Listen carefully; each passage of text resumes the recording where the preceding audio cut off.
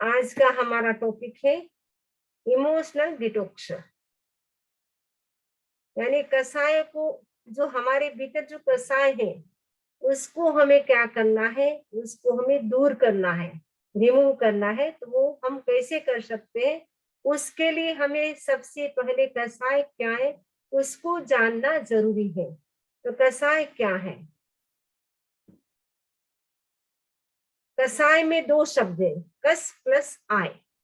कस का मतलब होता है वर्ल्डली लाइफ और आय का मतलब होता है टू गेन। यानी कसाय का मतलब संसार, आय का मतलब प्राप्ति। जिससे संसार की प्राप्ति होती है उसे कसाय कहा जाता है। और संसार में क्या होता है? जन्म और मरण, डेथ एंड बर्थ, उसका जो साइकिल है वो कंटिन्यू चलता रहता है। पुनरपि जननम पुनरपि मरणम, बार बार जन्म बार बार मृत्यु, इसका नाम संसार है। यहाँ से मृत्यु होती है, नेक्स्ट बर्थ में हमारा जन्म हो जाता है, नेक्स्ट भव में जन्म हो जाता है। इधर तो बोलते मृत्यु हो गई, उधर जन्म हो रहा है, उधर जन्म हो रहा है, इधर मृत्यु हो रही है। तो जन्म और मरण का जो चक्र है निरंतर जहाँ चलता रहता है उसे संसार कहा जाता है। ये कसाय क्या करता है? संसार में परिभ्रमण कराता रहता है। जब तक हमारे अंदर कसाय रहेगा तब तक हम सभी का संसार में परिभ्रमण होता रहेगा। तो कसाय क्या करता है? कलुषयन्ति शुभ भावम शुभ स्वभावम संतम कर्म मलिनम कुर्वन्ति जीवम इति कसाय। जो हमारा आत्मा जो शुद्ध है, हमारा आत्मा नेचर से शुद्ध है, लेकिन वो कसाय क्या करता है? उसको कलुष्यन्ति कलुषित कर देता है, मलिनम मलिन कर देता है। उसका नाम है कसा, उसका नाम है कसाय। ये कसाय का काम क्या है? आत्मा जो शुद्ध स्वरूप वाली है उसको भी वो मलिन कर देता है। तो जो कसाय है उसके कितने प्रकार है? तो ठाणक सूत्र में भगवान महावीर स्वामी ने कसाय के 4 प्रकारों की चर्चा की है। नंबर 1 क्रोध, नंबर 2 मान, नंबर 3 माया, नंबर 4 लोभ। क्रोध, मान, माया और लोभ, ये 4 कसाय हैं। ये 4 कसाय क्या करता है? 10वें कालिक सूत्र में भगवान महावीर स्वामी कहते हैं, anger and conceit unchecked and growing deceit and lust, these are four the negative emotions which water the root of rebirth। ये जो कसाय है, 4 कसाय, क्रोध, मान, माया, लोभ, अनियंत्रित अगर है, अनकंट्रोल, ये 4 कसाय जो है वो क्या करता है? रीबर्थ, यानी पुनर्जन्म का जो वृक्ष है उसको क्या करता है? वो सींचता रहता है। यानी पुनर्जन्म इन चारों कसायों के कारण हमारा होता रहता है। बार बार जन्म और मरण का जो चक्र है वो चालू रहता है इन कसायों के माध्यम से। तो ये जो 4 कसाय है वो 4 कसाय वो क्या करता है? तो 10वें कालिक सूत्र में भगवान महावीर स्वामी कहते हैं, ओहो प्रेम पणाशे मानो विणे नाशनो माया मित्तानि नाशे लोहो सब विनाशनो। Anger kills love, conceit kills humanity, deceit kills amity and lust kills everything। ओहो यानी क्रोध क्या करता है? लव को किल्स करता, लव यानी प्रेम, यानी जो हमारा मधुर संबंध है उसको समाप्त कर देता है। वर्षों के मधुर संबंधों को भी क्रोध क्या करता है? समाप्त कर देता है। और मान क्या करता है? ईगो क्या करता है? हमारी जो ह्यूमिलिटी यानी विनम्रता है, विनय भाव है, नम्रता है, उसको समाप्त कर देता है। डिसीट किल्स अमिटी, यानी डिसीट का मतलब माया, माया मित्राणि नाशी, यानी माया मित्रता का नाश कर देती है। मित्रता का मतलब है फ्रेंडशिप। हमारे वर्षों की जो फ्रेंडशिप चल रही है, अगर कोई व्यक्ति माया करता है, यानी चीटिंग करता है, उससे विश्वासघात होता है, जिसके कारण व्यक्ति क्या है? उसकी फ्रेंडशिप छोड़ देता है। और लस्ट किल्स एवरीथिंग, जो लोभ है वो सब कुछ समाप्त कर देता है। इसीलिए लोभ को सब पापों का बाप कहा गया है। ये चारों के 4 कसाय है वो बहुत ही नेगेटिव है और संसार को बढ़ाने वाली है, और हमारे जो मधुर संबंध है उसको भी ये समाप्त कर देती है, विनय भाव को, फ्रेंडशिप को समाप्त कर देती है, और लोभ यदि व्यक्ति के भीतर है वो सब कुछ समाप्त कर देता है। प्रश्न है व्हाट इज क्रोध? क्रोध क्या है? क्रोध एक प्रकार का पॉइजन है। जैसे पॉइजन होता है वो क्या करता है, हमारे अंदर पॉइजन अगर है तो वो अच्छा नहीं होता है। तो क्रोध एक प्रकार का पॉइजन है, वो वर्षों के जो मधुर संबंध है उसको क्षण भर में समाप्त कर देता है। कहा जाता है जैसे गोदाम है, कपास का गोदाम, उसमें यदि एक चिंगारी आग की जाती है तो वो पूरे गोदाम को समाप्त कर देती है। वैसे ही यदि किसी व्यक्ति के पास यदि क्रोध है, वो क्रोध क्या करता है, हमारे करोड़ों वर्षों की जो साधना है, करोड़ों वर्षों तक हमने जो साधना की, संयम किया, तप किया, उनको भी वो पल भर में समाप्त कर देता है। एक पल का क्रोध भी करोड़ों वर्षों की साधना को समाप्त कर देता है, संयम को समाप्त कर देता है, तप को समाप्त कर देता है। ऐसा शास्त्रों में विवेचन मिलता है। यानी क्रोध से करोड़ों वर्षों की साधना भी समाप्त हो जाती है। तो क्रोध एक पॉइजन है, क्रोध एक आग है, और क्रोध क्या करता है, वर्षों की साधना को समाप्त कर देता है। एक छोटी सी चिंगारी जैसे पूरे गोदाम को समाप्त कर देता है, वैसे ही साधना को समाप्त करने के लिए क्रोध की छोटी सी चिंगारी भी काफी है। तो क्रोध से क्या होता है, कहा जाता है तो गुस्से में बोला गया एक कठोर शब्द इतना जहरीला बन सकता है कि आपकी हजार प्यारी बातों को एक मिनट में वो नष्ट कर सकता है। क्रोध में आपने कोई कठोर शब्द बोल दिया तो वो एक प्रकार का वो पॉइजन बन जाता है। आपने उसके बाद कितना मीठा बोला, कितना स्वीट व्यवहार किया, बिहेवियर किया, अच्छा किया, लेकिन वो भूल नहीं पाता है कि आपने मेरे साथ ऐसा किया था। एक मिनट में ही आपके सारे जो वर्षों के संबंध थे वो समाप्त हो जाते हैं एक क्रोध के कारण। कहा जाता है जैसे पानी उबलता है, उस उबले हुए पानी में हम अपने बिंब को नहीं देख सकते, प्रतिबिंब को नहीं देख सकते हैं। वैसे ही क्रोध की स्थिति में व्यक्ति जो राइट बात अगर हम कह रहे हैं उसको भी वो सुनने के लिए तैयार नहीं होता है। इसमें कहा है खोलते हुए पानी में जिस तरह प्रतिबिंब नहीं देखा जा सकता, वैसे ही क्रोध की स्थिति में भी सच को नहीं देखा जा सकता है। पाइथागोरस नाम के जो महान दार्शनिक हुए हैं, उन्होंने कहा है कि क्रोध मूर्खता से प्रारंभ होता है और उसका एंड पश्चाताप से होता है। क्योंकि क्रोध कौन करता है, जो मूर्ख होता है वह करता है। क्रोध करने के बाद उसको पश्चाताप होता है। जो भी क्रोध करता है उसको, हर व्यक्ति को पश्चाताप होता है कि मैं क्रोध नहीं करता तो बहुत अच्छा होता, बिना मतलब क्रोध किया, बिना मतलब घर का वातावरण खराब किया। क्योंकि एक व्यक्ति भी घर में गुस्सेल होता है तो पूरे घर के वातावरण को वो खराब कर देता है। एक मछली जैसे गंदी होती है तो पूरे तालाब के पानी को गंदा कर देती है, वैसे एक व्यक्ति भी यदि घर का सदस्य यदि गुस्सेल वाला है यानी क्रोध वाला है, यानी उसको क्रोध आता है छोटी छोटी बातों में, तो पूरे घर का जो वातावरण होता है, एनवायरमेंट होता है, वो खराब हो जाता है। तो क्रोध के प्रकार जो ठाणक सूत्र है उसमें क्रोध के 4 प्रकारों की चर्चा की गई है। तो नंबर 1, पहले प्रकार का जो क्रोध है वो कैसा है, पत्थर की रेखा के समान। पत्थर की रेखा यानी पत्थर में जो रेखा होती है, ये आप देख रहे हैं दरार, जैसे एक दरार पड़ जाती है पत्थर में, पत्थर में जो रेखा पड़ जाती है उसको हम आसानी से नहीं मिटा सकते हैं, उसको मिटाना बड़ा कठिन होता है। वैसे ही पहले प्रकार के व्यक्ति का क्रोध इतना तेज होता है कि वो जन्मों जन्मों तक चलता है। तो क्रोध है वो धीरे धीरे करके वो द्वेष में कन्वर्ट हो जाता है। क्रोध तो तात्कालिक होता है, लेकिन वो क्रोध यदि लंबे समय तक रहता है तो द्वेष में कन्वर्ट हो जाता है।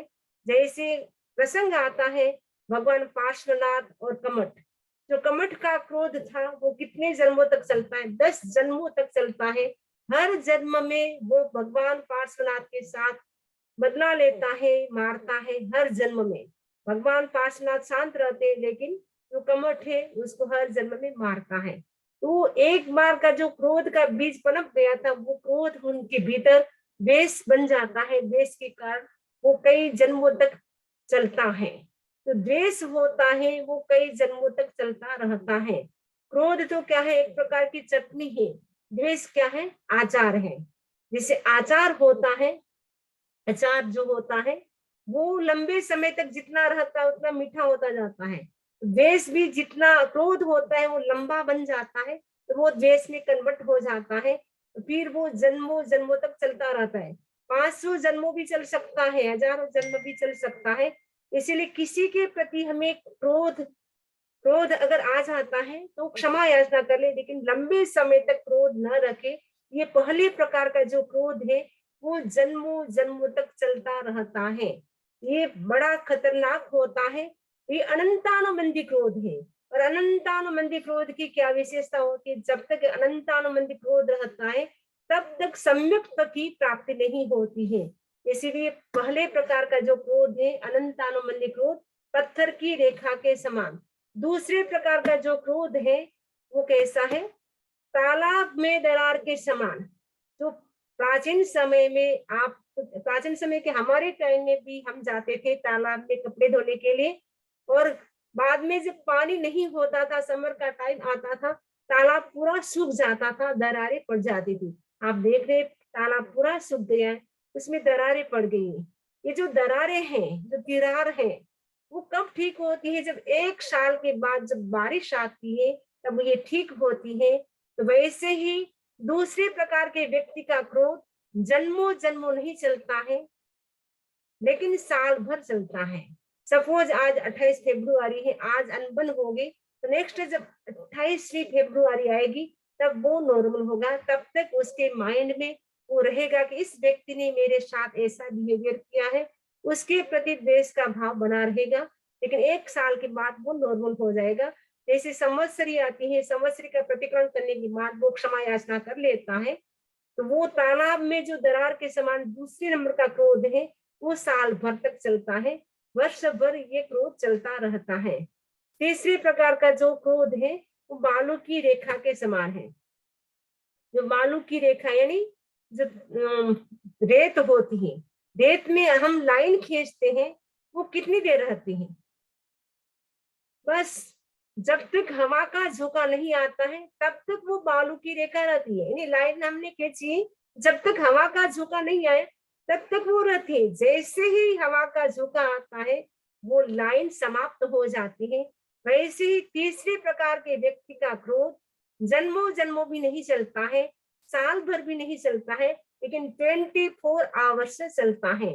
सपोज आज 7 बजे हमारी किसी से अनबन हो गई, तो दूसरे दिन 7 बजे वो नॉर्मल हो जाएगा, यानी 24 आवर्स उसका मूड ऑफ रहेगा। लेकिन 24 आवर्स के बाद अपने आप ही वो हैप्पी हो जाता है, वो क्षमा याचना भी कर लेता है, आपके साथ मैंने ऐसा किया लेकिन मुझे नहीं करना चाहिए था। वो अपने आप ही वो अपने मिस्टेक का उसको एहसास होता है, वो सामने वाले व्यक्ति से वो क्षमा याचना मांग लेता है। तो ये जो चौथे प्रकार का क्रोध है, वो तीसरे प्रकार का जो क्रोध है वो जन्मों जन्मों नहीं चलता है, लेकिन जो 24 आवर्स से चलता है। तो 24 आवर्स से चलता है। तो ये 30 प्रकार का क्रोध है बालू की रेखा के समान। और चौथे प्रकार का क्रोध है वो पानी की रेखा के समान, यानी पानी में हम लाइन खींचते हैं, वो एक क्षण के लिए दिखाई देती है, दूसरे क्षण वो विलीन हो जाती है, समाप्त हो जाती है। तो चौथे प्रकार के व्यक्ति का क्रोध इतना माइल्ड होता है, एक क्षण के लिए आता है, दूसरे क्षण लगता है कि इसको क्रोध आया ही नहीं था। अब हम चिंतन करें जो 4 प्रकार के क्रोध अनंतानुबंधी है, 4 अनंतानुबंधी क्रोध, मान, माया, लोभ। ये तो अनंतानुबंधी जो क्रोध है पत्थर की रेखा के समान पहले प्रकार का था। दूसरे प्रकार का क्रोध था तालाब की दरार के समान। तीसरे प्रकार का बालू की रेखा के समान। चौथे प्रकार का पानी की रेखा के समान। अब हम चिंतन करें इन 4 प्रकार के जो क्रोध है, इनमें से हमें कौन सा आता है? फर्स्ट, सेकंड, थर्ड या फोर्थ? कोई बता सकते हैं एनीबॉडी कि 4 प्रकार के जो क्रोध है, इनमें से कौन सा क्रोध आता है? पहला, दूसरा, तीसरा या चौथा? कोई बताए ना बताए, माने या ना माने, लेकिन हम सभी को क्रोध आता है। किसी को पहले प्रकार का हो सकता है, किसी को दूसरे प्रकार का, किसी को तीसरे प्रकार का, किसी को चौथे प्रकार का, लेकिन सभी को क्रोध आता है। क्योंकि जब तक हम वीतराग नहीं बनते हैं, तब तक हमारे भीतर राग भी होता है और हमारे भीतर द्वेष भी होता है। जैसे द्वेष की परंपरा चलती है, वैसे राग की परंपरा भी चलती रहती है। जैसे नेम और राजुल के बारे में कहा जाता है, 9 भों की प्रीत थी, यानी मनुष्य बनते तो वो पति पत्नी बनते थे, और देव गति में जाते थे तो एक ही विमान में 2 नहीं पैदा होते थे, यानी वहां देव के रूप में उत्पन्न होते थे। कहने का मतलब है कि द्वेष और राग, राग और द्वेष ये दोनों ही जन्मों जन्मों तक चलते रहते हैं। जब तक हम वीतराग नहीं बनते हैं, तब तक हमारे भीतर कसाय विद्यमान रहता है। राग और द्वेष ये दोनों ही विद्यमान रहते हैं। तो वीतराग बनने में बाधक है हमारा कसाय। जब तक कसाय रहेगा, तब तक हम वीतराग नहीं बन सकते हैं। तो अब ये जो क्रोध है, क्रोध करने से हमें क्या नुकसान होता है? क्रोध करने से क्या होता है? क्रोध का क्या रिजल्ट होता है? इससे पहले जाने कि क्रोध क्यों आता है।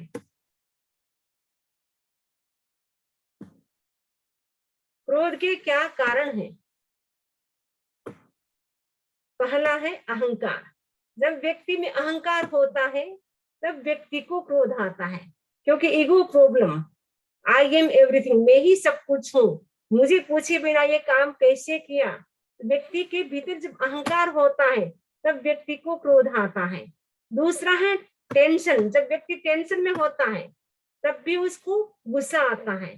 कोई बात सीधी कहता है, लेकिन वो टेंशन में इतना होता है।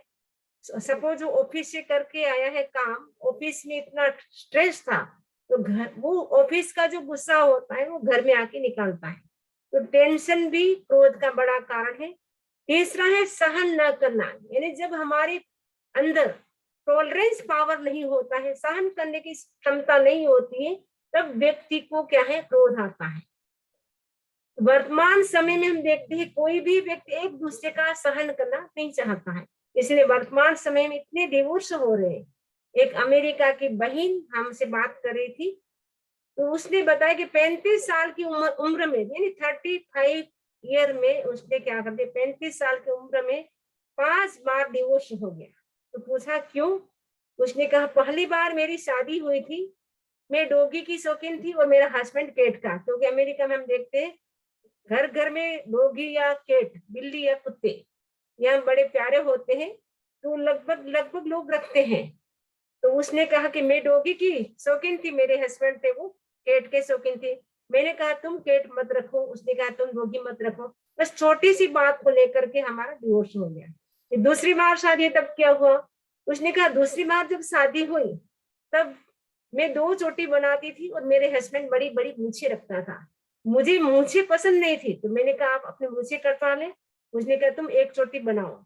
उसने मेरी बात नहीं मानी, मैंने उसकी बात नहीं मानी, बस इस छोटी सी बात को लेकर के हमने डिवोर्स कर लिया। ऐसे करके उसने बताया कि 5 बार हमने 35 साल की उम्र में डिवोर्स कर लिया। कारण क्या? जब हमारे भीतर टॉलरेंस पावर नहीं होता है, सहन करने की क्षमता नहीं होती है, तब छोटी छोटी बातों को लेकर के डिवोर्स हो जाता है या अनबन हो जाती है। घर में एक दूसरे से हमारा बनता नहीं है। उसका मेन कारण क्या है? सहन करने की क्षमता न होना। नेक्स्ट है कटु वचन। जब हम सामने वाले व्यक्ति को ऐसा शब्द बोलते हैं जिससे उसको हर्ट हो, वैसे कटु शब्दों का हम प्रयोग करते हैं, तो भी सामने वाले व्यक्ति को गुस्सा आ सकता है।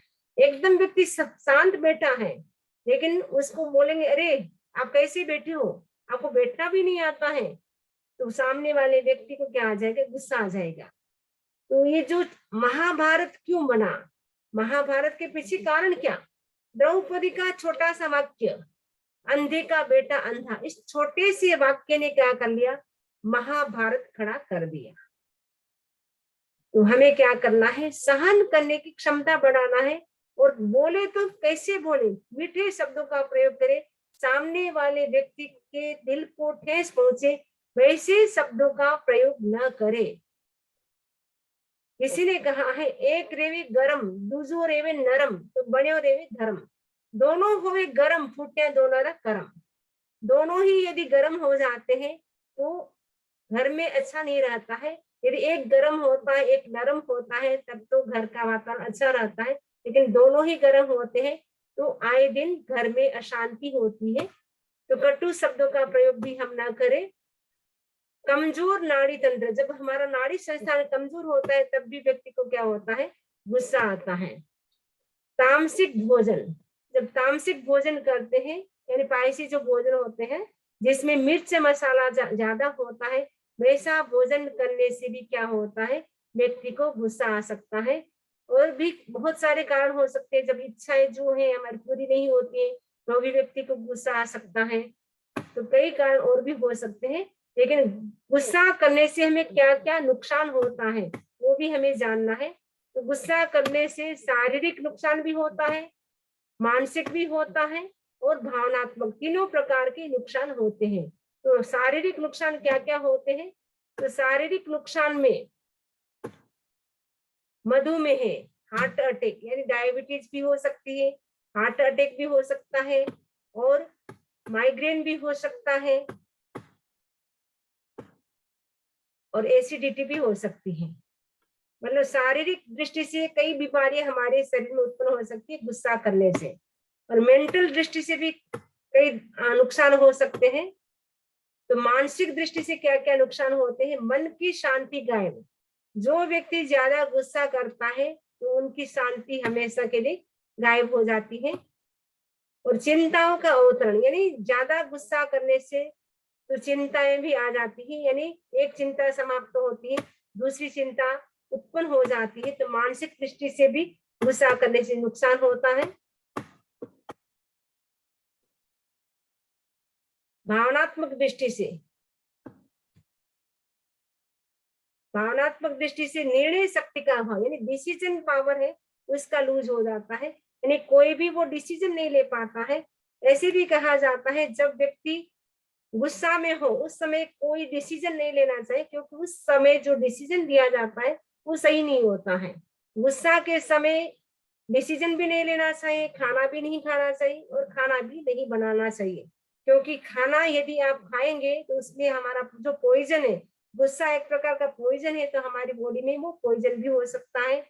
और गुस्सा में डिसीजन भी नहीं लेना है और खाना भी नहीं खाना है और खाना भी नहीं बनाना है। ऐसा भी नहीं करना है कि रोज गुस्सा करे ताकि हमें खाना भी ना बनाना पड़े, ऐसा भी नहीं करना है, लेकिन गुस्सा के समय खाना भी हमें नहीं खाना है, खाना भी नहीं बनाना है। तो गुस्सा करने से भावनात्मक नुकसान क्या होता है, हमारी जो मेमोरी पावर है वो कमजोर हो जाता है, हमारे जो न्यूरॉन्स होते हैं वो कमजोर हो जाते हैं। इसीलिए हमें गुस्सा नहीं करना चाहिए, गुस्सा करने से बहुत सारे नुकसान होते हैं। तो अब जो गुस्सा है, तो क्रोध को हमने क्या कहा था स्टार्टिंग में, क्रोध एक पॉइजन है। तो भगवान महावीर स्वामी से गौतम स्वामी ने प्रश्न पूछा था भगवती सूत्र में कि किस व्यक्ति में कितना क्रोध होता है, सबसे ज्यादा गुस्सेल कौन होता है। तो भगवान महावीर स्वामी से गौतम स्वामी ने प्रश्न पूछा था कि सबसे ज्यादा प्राणी कौन सा होता है जिसमें सबसे ज्यादा क्रोध होता है, सबसे ज्यादा क्रोध। तो भगवती सूत्र में भगवान महावीर स्वामी से गौतम स्वामी ने प्रश्न पूछा था, ये जो बिच्छू है, मेंढक है, सांप है या मनुष्य है, इनमें से किसको सबसे ज्यादा क्रोध होता है। भगवान महावीर ने कहा जो बिच्छू है उसको कितना क्रोध होता है, वो आधे भरत क्षेत्र को समाप्त कर सकता है, उतना क्रोध होता है। जो मेंढक है, फ्रॉग है, उसमें इतना पॉइजन होता है कि पूरे भरत क्षेत्र को समाप्त कर सकता है। जो स्नेक है उसमें इतना पॉइजन होता है कि पूरे जम्बू द्वीप को समाप्त कर सकता है। बट ह्यूमन में कितना होता है, 2.5 द्वीप जो है उनको वो समाप्त कर सकता है, उतना पॉइजन होता है। तो गुस्से को हम कंट्रोल कैसे करें, हाउ टू कंट्रोल एंगर, हम गुस्से को कैसे कंट्रोल करें, उसके लिए कुछ छोटे छोटे प्रयोग है, उसको करना जरूरी है। तो भगवान महावीर कहते हैं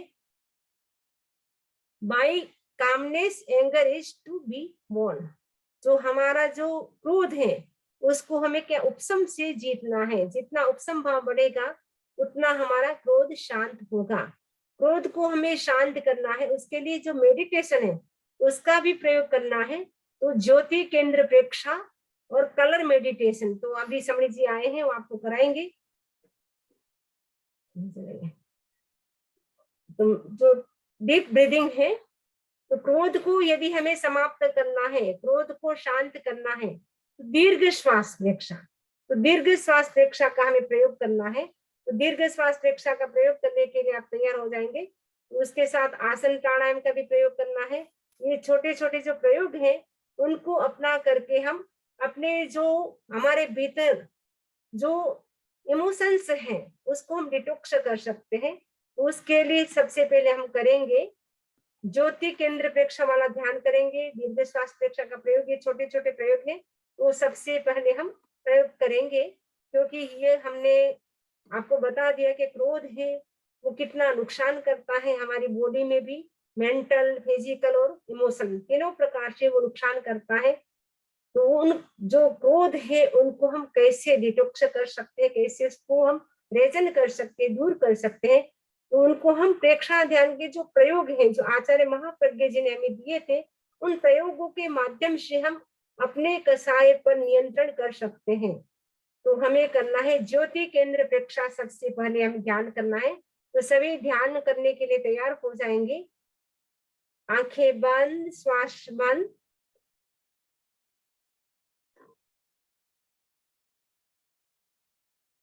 चित्त को ज्योति केंद्र प्रेक्षा, यानी जो हमारा जो फोर हेड है